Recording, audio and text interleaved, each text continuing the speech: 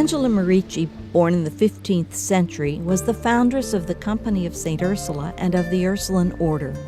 She was a woman ahead of her time. Angela lived in northern Italy. Here, on the shores of Lake Garda, in the small town of Desenzano, begins our search for clues to her life story.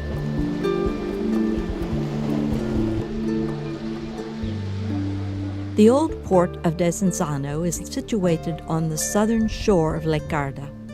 Right next to it, in the Piazza Malvezzi, we encounter the larger-than-life statue of Angela Merici, a mark of the reverence in which she, the city's patron, is held by its citizens.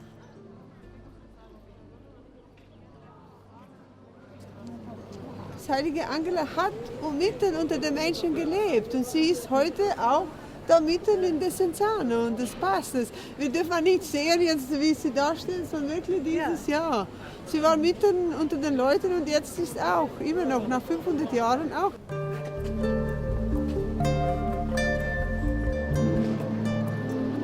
We climb through narrow streets that lead to the castle, perched high above the city. The view from here of the Sirmione Peninsula and Mount Baldo in the distance is stunning. It appears not to have changed significantly since Angela's time. Directly below the castle, in Via Castello 94, is the house in which the Merici family lived.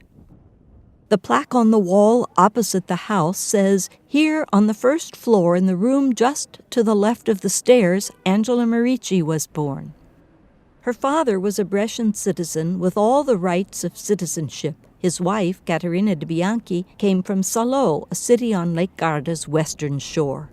The Cathedral of Santa Maria Maddalena was not built until about a century after Angela's birth, but there are good reasons to pay a visit. First, there is the Pace family chapel, which was consecrated to St. Angela in 1613.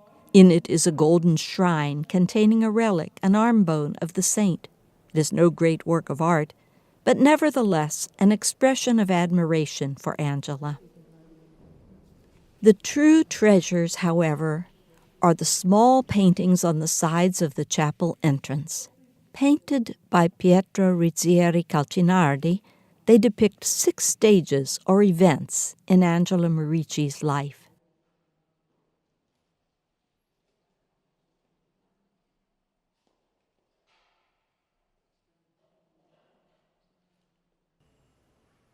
In the sacristy hangs Angela's death mask, painted by the artist Moretto. The original is lost, but a number of copies exist. It is ironic that the only authentic portrait of our foundress is the image of a dead person. Even in the present, Angela hardly seems dead.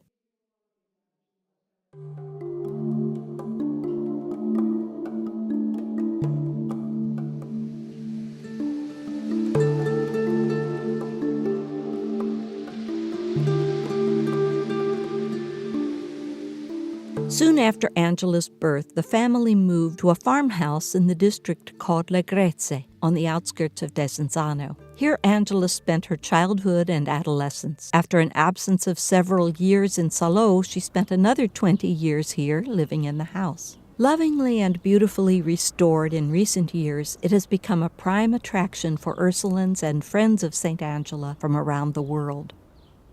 The courtyard is paved with river pebbles interspersed with rays of red marble representing the different Ursuline companies and communities throughout the world.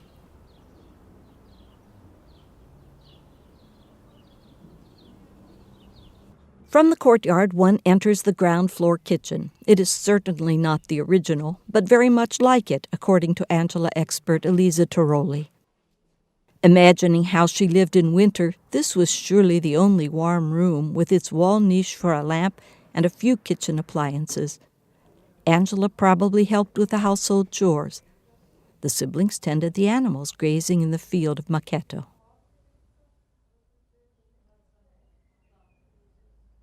Above the steep stairway, one goes straight into Angela's room, a special moment. Ja, es ist immer so ein bisschen nach Hause kommen, weil ich ja schon so oft hier gewesen bin und ich freue mich immer drauf. Dieses Ursprüngliche, dieses Gemäuers, die Treppe, die Balken, das ist einfach schön und es macht es mir ein bisschen warm und ich bin dann relativ nah bei Angela.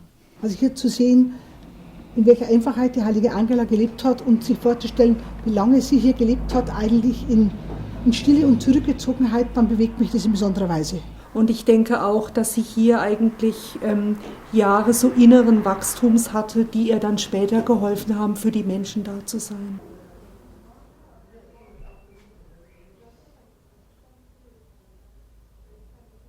Probably here on the veranda, Angela's father read the lives of the saints in the Golden Legend. The Ursula legend touched Angela the most. Right next to the kitchen area on the ground floor, there is now a small chapel containing an icon painted by Paolo Orlando. In it, Angela kneels at the feet of the crucified. "Always let your first refuge be at the feet of Jesus Christ," said Angela to her daughters, "and there make fervent prayer." Angela's happy childhood ended abruptly with the death of her beloved sister and parents. She was now 17 or 18 years old. With her younger brother, she moved to live with an uncle in Salò. Only 5 years later would she return to Le Grezzi as a Franciscan tertiary to live there another 20 years. The Borgo Macchetto, about 1 kilometer east of Le Grezzi, is one of the places associated with Angela's visions. During Angela's time, there were just fields there. The small chapel found there today did not exist then. Giovan Antonio Romano reports what Angela had told him.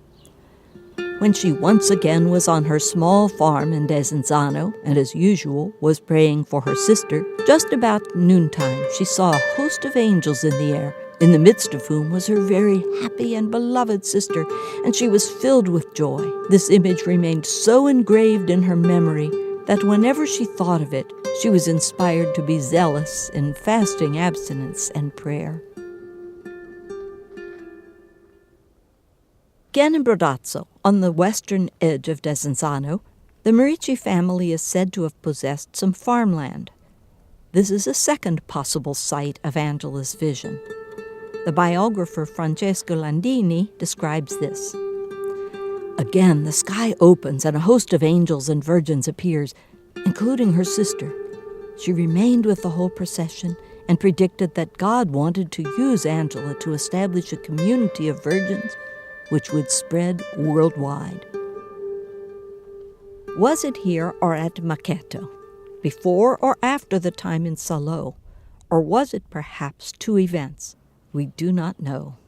In commemoration of Angela's vision, the Mericianum Retreat House was built here at Brodazzo in the 1960s. Ursulines from around the world come here to pray. We journey for a while along the western shore of Lake Garda. Passing Padenghe and San Felice, we accompany Angela, whether she went on foot or on horseback, to Salò.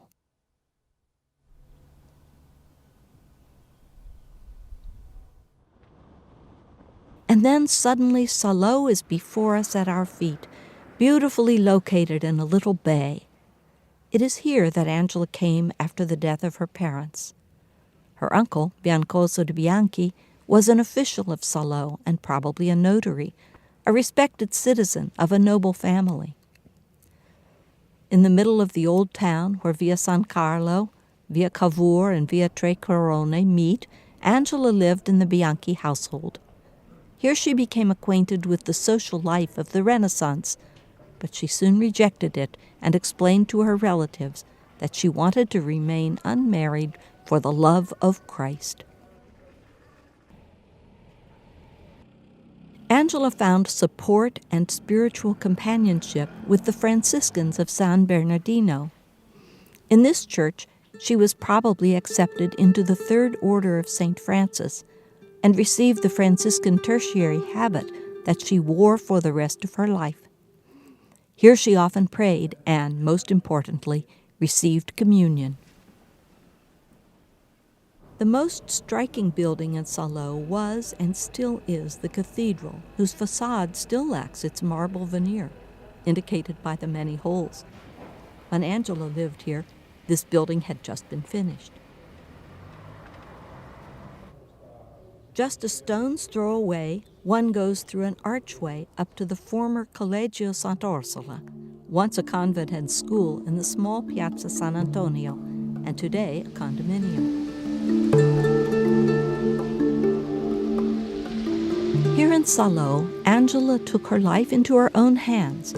Leaving the care of her uncle, she went back to live in Desenzano for the next 20 years.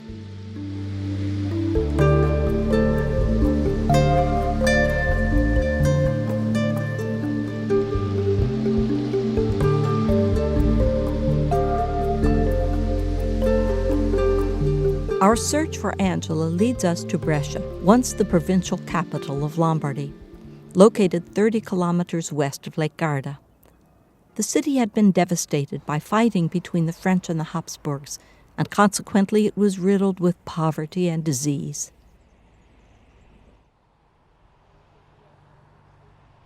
In 1516, Angela, now about 40 years old, moved here at the request of the Franciscans. She was asked to help and console Caterina Petengola, who had suffered terrible misfortunes. Caterina's house was near the church of Sant Alessandro. As Caterina grew better, her house became a center for her friends. Some came precisely to seek out Angela for advice and encouragement. Da hat sie gemerkt, wie viele Menschen eigentlich ihrer Hilfe bedürfen, durch Beistand, durch weniger mit körperlichen Kräften, mit tatkräftiger Hilfe als mit Beistand, geistlichem Beistand mit guten Worten. It was thus that Angela became acquainted with committed women who, for example, cared for former prostitutes. For them, Angela became something of a spiritual center. As Caterina no longer needed her help, Angela accepted the invitation of a young merchant, Giovan Antonio Romano, to move into his house. We know only that the house was close to the Church of St. Agatha, with its impressive portal from the 14th century and its three patron saints, Agatha, Lucy, and Apollonia.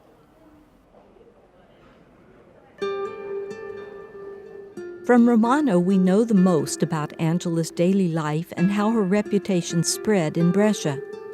She was a counselor in the truest sense of the word for people of every kind and class. San Francesco. Angela must have come here often, since she was a Franciscan tertiary. Nearly 500 years later, it dedicated a side chapel to her.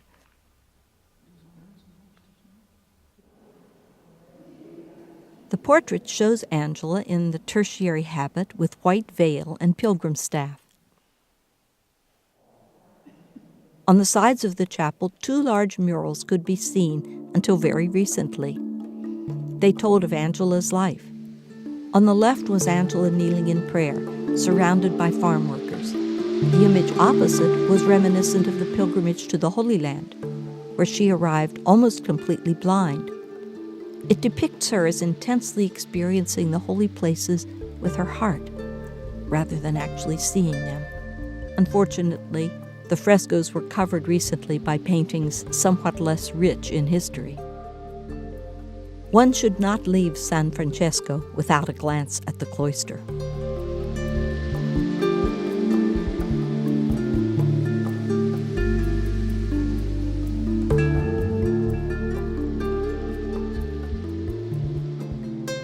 When Antonio Romano married and was busy starting his family, Angela moved into the house of Agostino Gallo, a respected agricultural expert. He lived opposite the church of San Clemente. This is the only place in Brescia where we know definitively where Angela lived.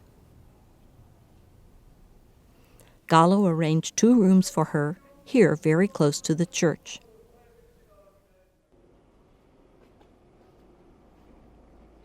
San Clemente was built in the 10th century and is well known for the paintings by Alessandro Bonvicino called Moretto. Especially interesting is the image of St. Ursula and her companions. Moretto was friendly with Gallo and in this way became acquainted with Angela. After a few months, Angela left Gallo's house and moved into a room in San Barnaba, just a few hundred meters away from the Vicolo San Clemente. Today, San Barnaba is a concert hall. The former monastery became the music conservatory. But Angela did not remain here very long. She moved once again, for the last time. Is it a coincidence that we again meet the painter Moretto, not far from the present-day Church of St. Angela? The piazza named after the artist is at the foot of the bell tower of St. Angela. In her time, what stood here was the Church of St. Afra, connected with the House of the Canons Regular, where Angela got a room. In March 1945, the whole complex was destroyed by Allied bombing. But thanks to old maps, we know the floor plan and know that St. Angela's room was in the southeast corner of the courtyard on the first floor of today's Centro Mericiano. Diesen Räumen da oben, die aber nicht mehr original sind, weil sie zerstört worden sind im Krieg, da hat sie ein Zimmer gehabt. Here in St. Afra, Angela formed a circle of friends, including younger women, inviting them regularly. This became the nucleus of the company, but the room was much too small for the growing group.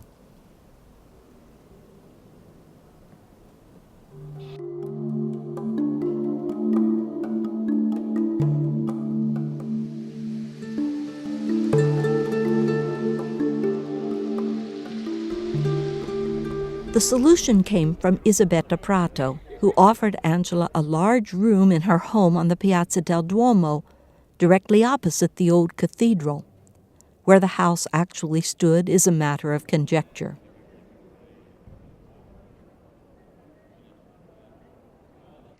It is certain that the cathedral square, with its Torre del Pego and the city hall Broletto, was the center of Brescia's religious and political life.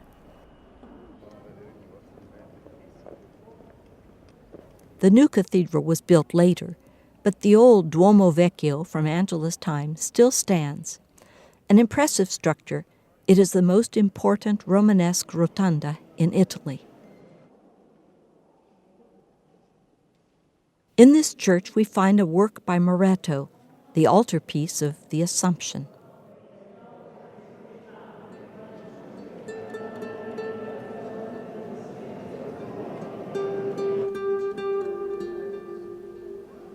By now, Angela was 60 years old and had matured in her vocation. She could feel the needs of younger women who lived holy lives but did not feel called to enter a convent.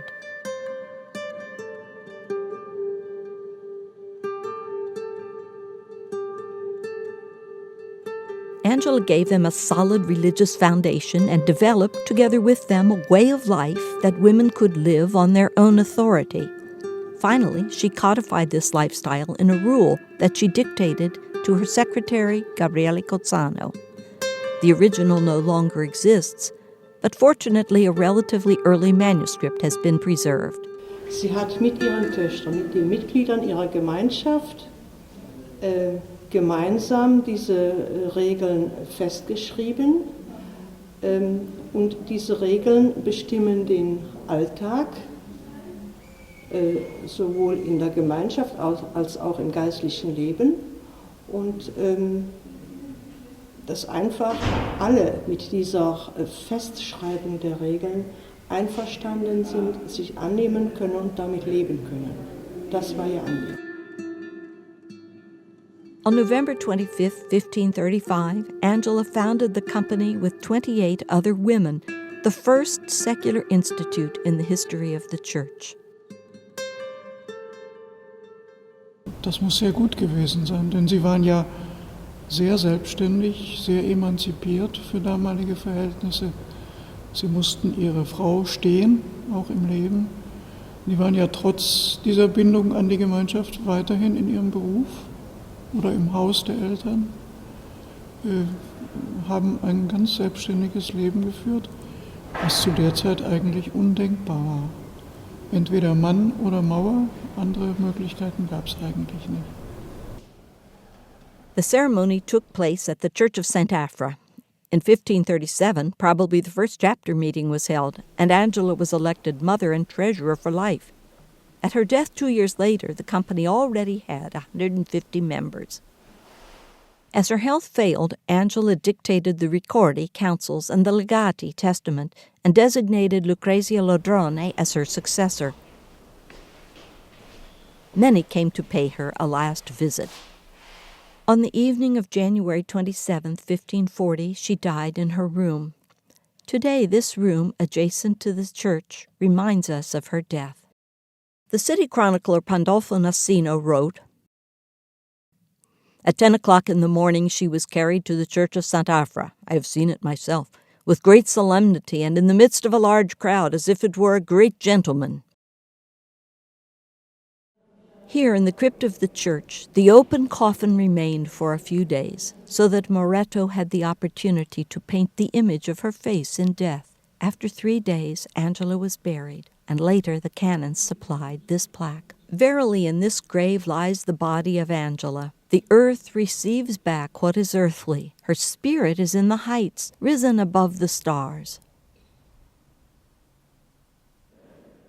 In 1777, the coffin was carried in a solemn ceremony to the upper church and placed on the side altar to the right of the main altar. In 1930, the coffin was then replaced by a glass sarcophagus, which was taken back into the crypt during the war for security. After the reconstruction of the church, the sarcophagus came back to the side altar, and the church received its present name, Chiesa Sant'Angela Merici. Fast so wie ein Wallfahrtsort für die Ursulinen aus aller Welt. So wie wir gesehen haben, sie kommen hierher und haben häufig einen Gottesdienst und es wird einfach am Sarkophag viel gebetet.